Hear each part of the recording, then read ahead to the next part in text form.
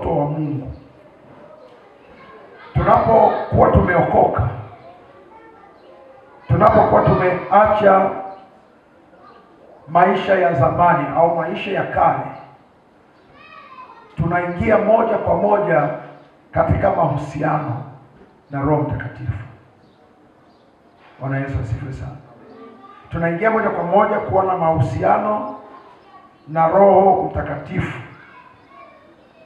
au kwa lugha nyingine tunasema tunaingia katika hali ya kuenenda katika Roho. Tunaondoka kwenye ulimwengu wenye mipaka.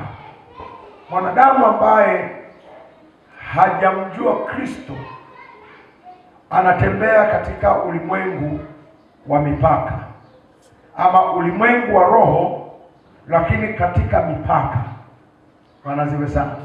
Ndio maana mtu asiyemjua Kristo, kuna mahali anapoishia katika ujuzi wa kawaida alionao. Lakini mtu anapokuwa amempokea Kristo,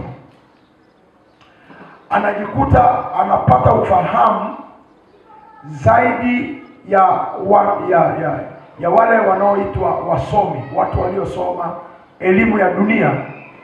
Mtu aliyeokoka anajikuta anafahamu vitu vingi vya ulimwengu wa roho. Bwana Yesu asifiwe sana. Kwa hiyo tunapokuwa tumeokoka, jukumu ambalo tunapaswa kulifanya ni kujitahidi kuwa na ushirika na Roho Mtakatifu. Bwana Yesu